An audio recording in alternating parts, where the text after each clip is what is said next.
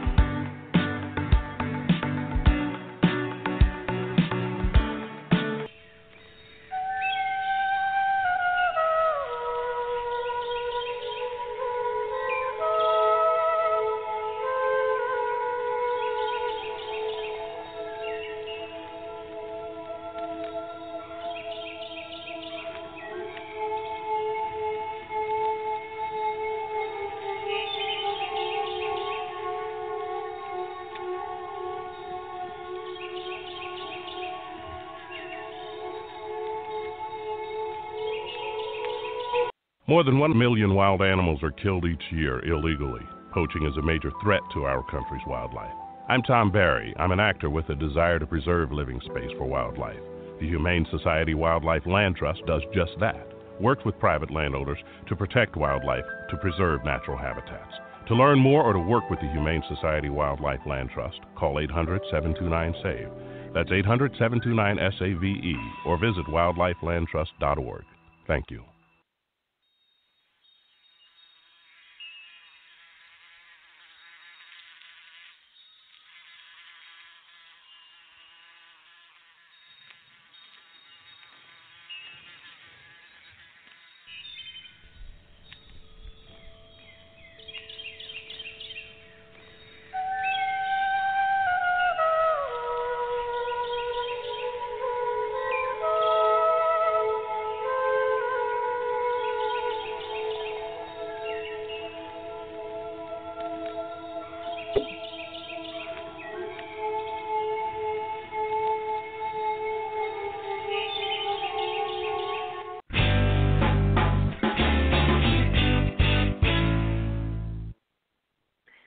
Hello, and welcome to another episode of The Bee in Eden, which is being broadcast on Podfire Radio at the website podfireradio.com. My name is SedonaDeb, and I am your hostess and the creator of this show. You can find me on the internet at the website slaythebankster.com. You can also find YouTube archives of the show, along with links to my written transcript of each episode. Now, besides creating the Bee in Eden shows, I also write articles for other websites, and I can be found on Twitter and social media. But just remember my homepage of slaythebankster.com to jump over to any of those features. I'd like to thank the sponsors of Podfire Radio who are making these wonderful internet programs possible, and thank you to the listeners who have been accompanying me on this journey. The Bee Buzz music you hear at the beginning of the show is provided by the music file at ambientmixer.com. May the wind blowing through those chimes invite you to buzz along with me as we explore lessons from mankind's past. Our goal here at the Bee in Eden is to begin anticipating our future by remembering our past. Today's episode is the final installment of my Antarctica series, and the subject is ice cubes and neutrinos. And if you are following along at my written blog, SedonaDeb, you'll see a big banner there that has the word Antarctica in it, and it will jump you over to my blog at the SedonaDeb blog page found at WordPress.com. Now, we talk a lot in this show about mankind's past, and today we're going to be talking about mankind's past, but in recent history. In fact, it's history that is still going on. And we will be discussing the science and research that is being done at the South Pole. Now, I opened the blog with a quote from one of the scientists who is involved with a project called the IceCube project in Antarctica. This is a lady named Elisa Resconi, and she says, IceCube is one of the craziest projects in physics, probably in all of science that I know. Now, we have come full circle with this 8-part Antarctica series, and are now much better informed about the factors that have driven exploration of her mysteries. We have seen how the fervent beliefs related to mankind's advanced prehistoric civilizations and the quest for ultimate free energy have been promulgated by various societies and organizations who drive modern discoveries down in the land of our most southern neighbor. In our previous show, we ended with a teaser about the well-circulated account of a naval engineer who used a protected name of Bryan and who gave a personal account to the famous alternative media researcher named Linda Moulton Howe about the high strangeness that he encountered in the year 1997 as a member of the Antarctic Development Squadron 6, or they use the abbreviation VXE 6. They're also known as the Pucker Penguins. That story that Bryan told to Linda Moulton Howe is easily Googled and can be found with text or YouTube audio, which I also have linked in the blog that accompanies this show.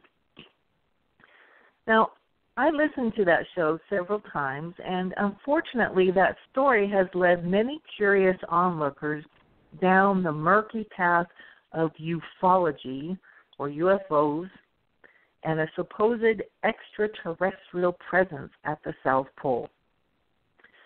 The speculations in that narrative have yet to be proven. However, there were hints and clues in that account that we should be looking at. These are in regards to the science that is being carried out at the South Pole right now by foundations that are still intent on getting a grasp on vril, that all-permeating fluid of ancient legend whose control can be steered by a properly trained will. Bryan's team will be fondly remembered by the nickname the Puckered Penguins, as I mentioned earlier. They even have their own Wikipedia page. Now, what Bryan did not tell us in his recorded story with Linda Moulton Howe was that the year 1997 saw a dramatic change in the status of that U.S. Navy squadron, a fact that no doubt contributed to Bryan's imminent return to civilian work up here in the States. In 1997, the U.S. Navy began handing its oversight of the role it used to play in Antarctica over to the National Science Foundation. In fact, the job of ferrying cargo and scientists across the southern continent was soon to be taken over by none other than the New York Air National Guard. Between the years 1997 and 1999, these naval air crews were gradually phased out in favor of the services to be rendered by the New York State Air Militia Group. Now let's think about the implications of this management change. The U.S. Navy had been proudly guarding America's interests in Antarctica ever since Admiral Byrd got chased out in the year 1947. 50 years later, the NSF, or National Science Foundation, began taking over the management of those interests in all areas of activity on the continent. This foundation is technically a government agency whose director is appointed by the president. However, when you read its mission history, which is quoted in my written blog, you can see how easy it would be for wealthy corporate donors with certain, shall we say, special interests to operate covertly within the National Science Foundation and behind the public facade of government agency. And here's how their mission statement reads. By 1950, support for major areas of research had already become dominated by specialized agencies, such as the National Institutes of Health, which would cover medical research, and the U.S. Atomic Energy Commission, which would cover nuclear and particle physics. That pattern would continue after 1957, when U.S. anxiety over the launch of Sputnik led to the creation of the National Aeronautics and Space Administration, what we know as NASA, and the Defense of Advanced Research Projects agency, which we know as DARPA. The NSF scope has expanded over the years to include many areas that were not in its initial portfolio, including the social and behavioral sciences, engineering and science, and mathematics education. The NSF is the only U.S. federal agency with a mandate to support all non-medical fields of research. That means that this foundation has quite a lot of control over whatever discovery is being made in any area that is unrelated to medical fields. If that type of operation sounds eerily familiar, you win bonus points if the Rockefeller Foundation, whose patrons connection is already established 2 shows ago in this Being Eden series. So if the name Rockefeller comes to mind, I give you bonus points. And according to the Wikipedia page about the Rockefeller Foundation, it says the early institutions it set up have served as models for current organizations like the UN World Health Organization and also this National Science Foundation. The NSF was basically modeled after the way the Rockefeller Foundations are structured. Now, getting back to this interview that Bryan gave to Linda Moulton Howe, he rolled out a couple of examples of suppressed activity in Antarctica that he personally witnessed. One example was in regards to a supposed no-fly zone over the South Pole. You see, a situation had arisen in his work where his flight team felt that they were justified in violating their stated flight restrictions because a medical emergency had come up on the far eastern side of the continent. Time was of the essence, and the crew made the decision on the spot to fly over the restricted zone, even though they weren't really supposed to, but they needed to reduce the time it would take for them to reach their emergency pickup. Bryan says that he saw a giant hole near the South Pole Station whose diameter was upwards of 300 feet across. The hole appeared to be an entrance to some kind of secret base, some kind of top secret portal in the ice.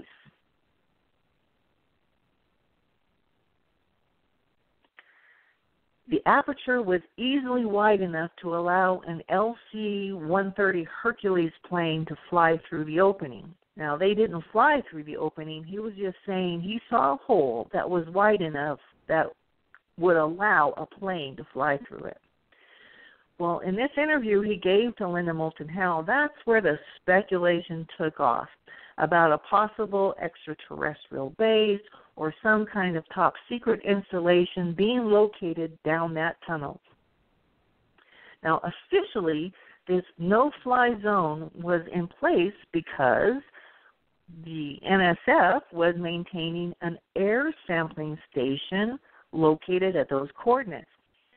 When Bryan saw this gigantic hole, he says he became suspicious of this air sampling station, and the speculation became more exacerbated from that point onwards.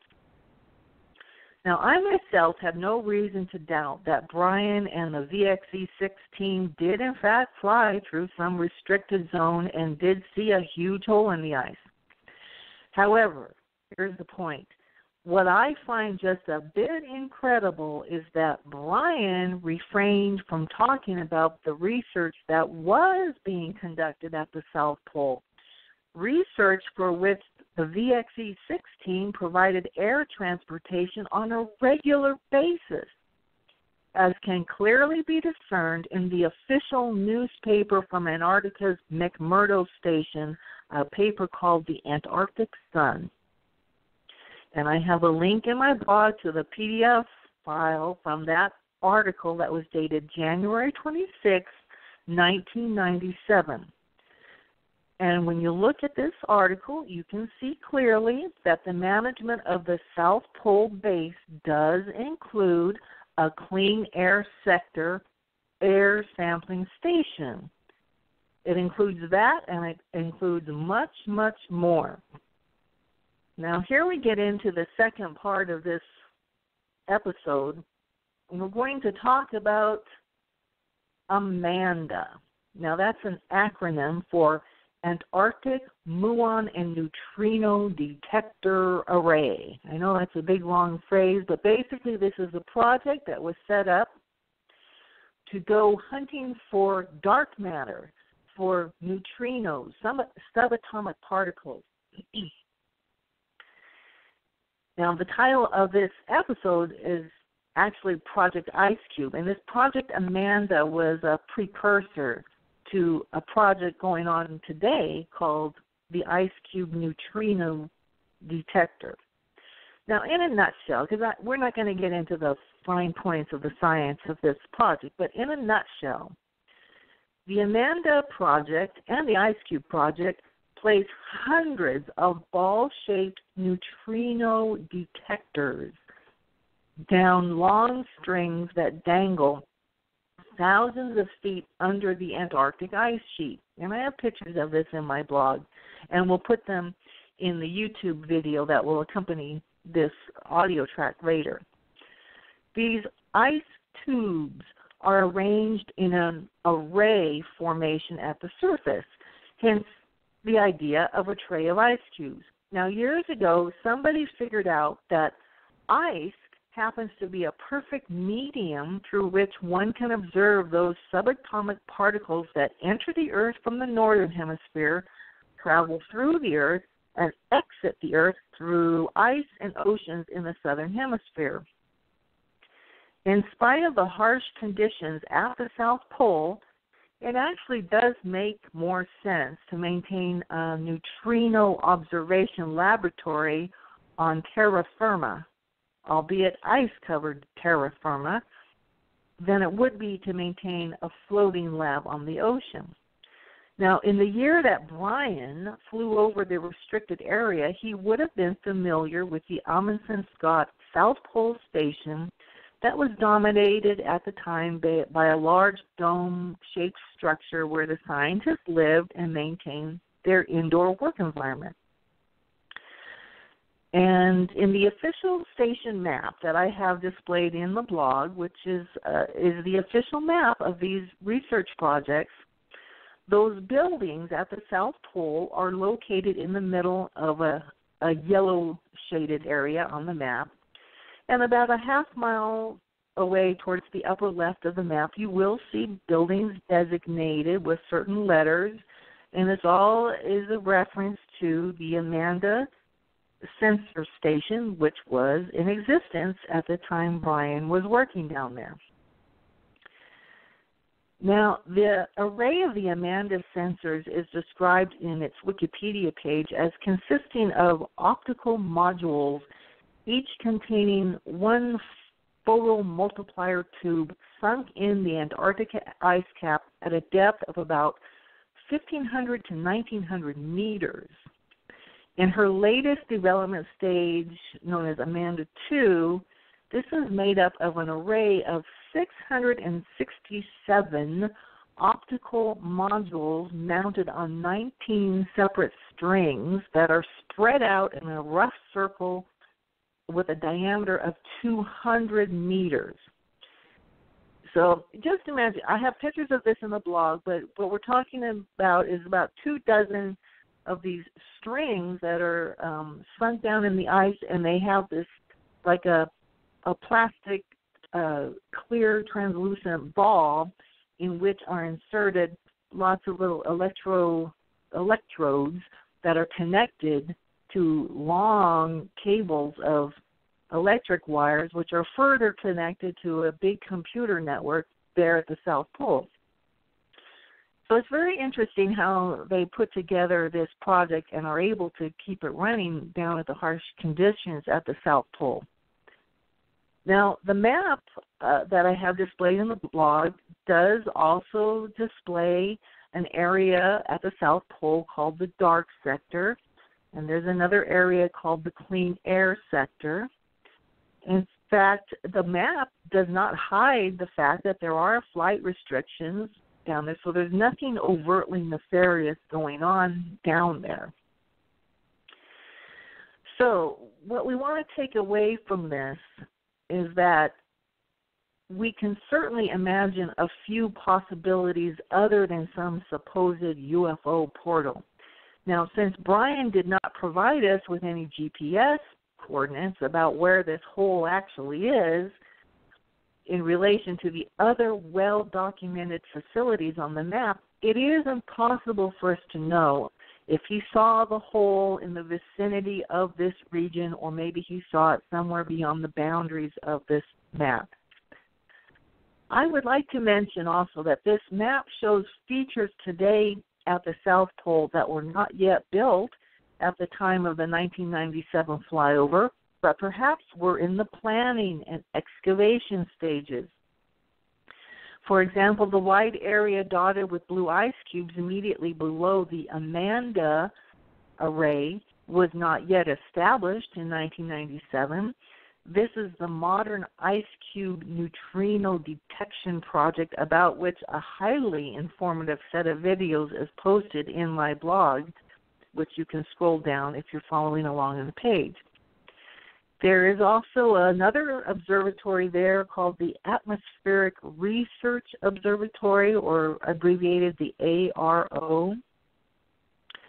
And this one, this is a facility that superseded a previous facility called the Clean Air Facility. And yes, they do not allow anything to fly over that if they can possibly help it, because they want to keep that area of the sky free of corruption. Now, naturally, there is no mention of any 300-foot wide hole near this facility. But then again, we don't have any photos or GPS coordinates of the hole to assist us. And I was asking, what if the hole was simply some kind of equipment foundation that was being excavated at the time that Bryan flew over it? Or perhaps there is some other use for the hole related to weather monitoring activities. People do go down and visit the South Pole Station from time to time. Naturally, you have to be in very good health and get lots of permissions and authorizations to get down there, but people do arrive every year down at the South Pole. So if anybody in the alternative media community has questions about what is really going on there, perhaps it would be better to actually let somebody go down there and start asking questions and taking interviews or poke around before leaping to any extraterrestrial conclusions. Surely an extensive amount of material would have to be placed out there in the ice sheet to support the future arrival of electronic sensor modules and observatory equipment. And those activities could have been going on when Bryan was concluding his career down there.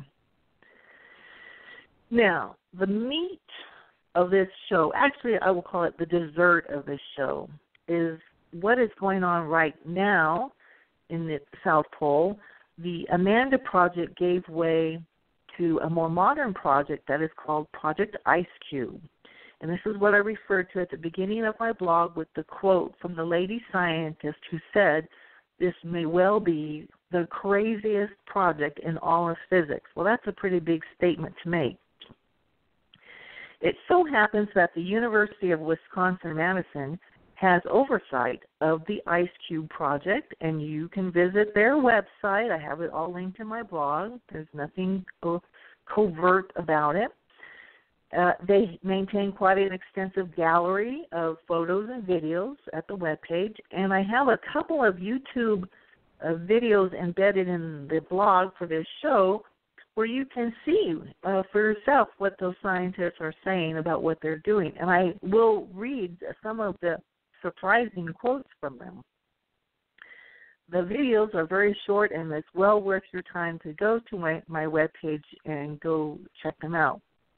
And again, I will award you even more bonus points if you suddenly see the connection between Antarctica's IceCube project and the Large Hadron Collider at CERN in Switzerland.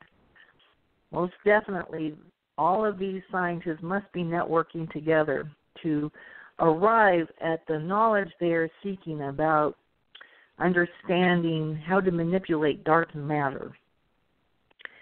Now, here's another quotation from a scientist whose last name is DeYoung. He's a graduate or possibly a professor of Michigan State University. He says, "We do everything from searching for the highest energy sources out in the universe, and then we can go down to very low energies. We can look for the physics of neutrinos themselves. We can search for dark matter." And this is a man named Tice DeYoung who is working with Project IceCube with Antarctica. Now, here's another quotation from a scientist named Christian Spearing. That person says, "We opened a window, but we opened it only for a small slit, and we want to fully open it. We want to chart the landscape." This was a reference to their desire to actually chart the landscape of the universe, to understand what the universe is made up with, what is the dark matter that seems to pervade the universe. Another scientist named Olga Botner says that they want to see properties of the universe which no one has ever studied before. And then here's Francis Halden, the IceCube principal investigator at the University of Wisconsin-Madison. That person says, "Without understanding neutrinos, we'll never understand the universe." And then one of my favorite quotations was this one: "It's a way to open windows to a new physics." Now, in the conclusion of this episode, I just wanted to mention a couple of points that have been mentioned recently, and this is in my section entitled Antarctica in the 21st Century Age of Terror. Now, you wouldn't think that terrorism would come up in this ice continent. However, there has been actual warnings being issued for whatever reason. We don't know if it's really warnings or someone still trying to divert attention. In fact, there have been other archaeological expeditions that are not just looking for the universe, but are looking for Antarctica's past. Expeditions in Antarctica have already revealed the presence of plant-eating dinosaur fossils. Well, after that, once you've discovered dinosaur fossils, you're just a hop, skip, and a jump away from finding ancient evidence of prehistoric human civilization. Now, a noted alternative media person whose work is in the field of predictive linguistics, his name is Cliff High, and he once disclosed that he is in possession of photographs that were mailed to him sometime between the year 2001 and 2003 that clearly show the existence of a pyramid several hundred feet tall and accessed by a massive door positioned one-third of the way up. Cliff High told his story, and I have a link to the YouTube interview where he talked briefly about this. He says he is under obligation to keep those photos confidential until the death of the hiker who captured the images. Although Cliff says at the rate that discoveries are being made in Antarctica, the evidence of that pyramid may come out even before the hiker dies, hopefully only of natural causes. Earlier this year, author Walter Bosley revealed some tidbits of information that is personally known to him with reference to a deep hole in which was found ancient machinery no later than 1960. Well, that's a discovery that was made 57 years ago. We also know that as recently as May 16th, 2017, just a few months ago, the United Kingdom Foreign Office hinted that it was not unrealistic to imagine that Antarctica could be the focus of a terror attack. We also know that a corporation known as Leidos, and that is spelled Leidos, Leidos, is a major contractor used by the National Science Foundation to manage the American presence in Antarctica. Leidos is a group that splintered off from SAIC, Scientific Applications Corporation.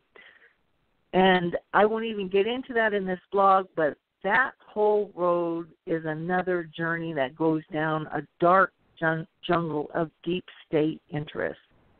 I do, however, have a link in my blog to a YouTube discussion about the Leidos presence in Antarctica.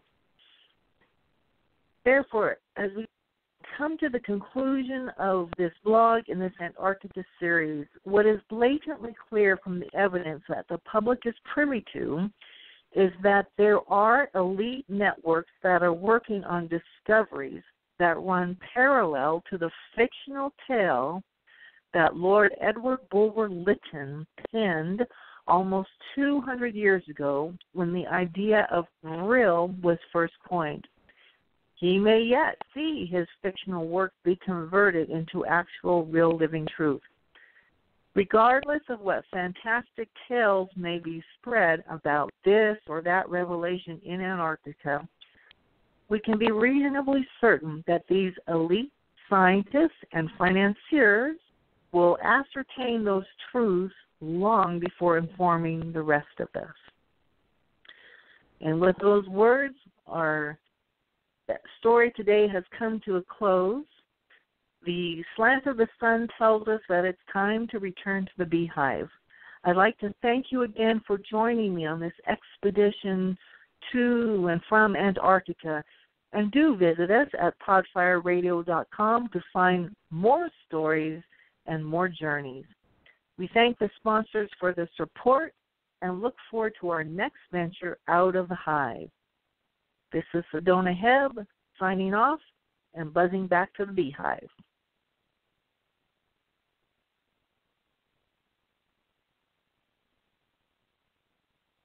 Do you see that doggy in the shelter? Hi, I'm Buddy, the adorable puppy you adopted from the Humane Society. Meow. I'm Whiskers, a fluffy kitty, just waiting for someone to love me. When you adopt a pet, we hope your new furry friend will become a cherished member of your family. And as Buddy and Whiskers will tell you, the key to success is following the rules to love by. Woof, that's right. Please give me food, water, and exercise every day. To stay healthy, I need the same kind of things you need. Talk to me. I like hearing your voice. You're my best friend. Please don't stay mad at me or lock me up as punishment. Remember, I'm probably going to live 10 to 15 years, so take care of me when I get old. One day you'll need someone to take care of you, too. A message from the Montgomery County Humane Society. Visit www.mchumane.org for the complete rules to love by. Be your best friend for life.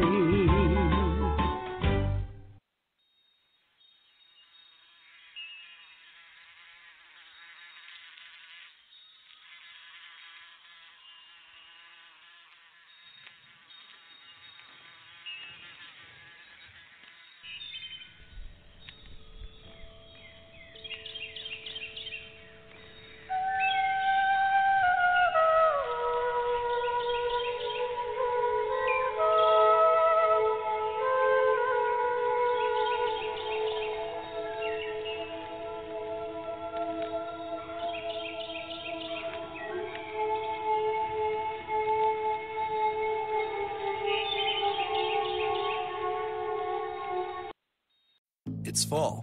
The geese are headed south, and it's time for you to hit the woods. So button things up, find where they hide, and pattern the deer you seek. Come into Cabela's Great Outdoor Days and save over 20% on Herder's Select Grade handgun ammo. Save $180 after mail-in rebate on Walther PPS M2 pistols with instant savings of $80. And get a Vortex Diamondback 3.5 to 10x50 V-Plex rifle scope, just $149.99. Shop in-store and at Cabela's.com. It's fall. The geese are headed south, and it's time for you to hit the woods. So button things up, find where they hide, and pattern the deer you seek. Come into Cabela's Great Outdoor Days and save over 20% on Herder's Select Grade handgun ammo. Save $180 after mail-in rebate on Walther PPS M2 pistols with instant savings of $80. And get a Vortex Diamondback 3.5 to 10x50 V-Plex rifle.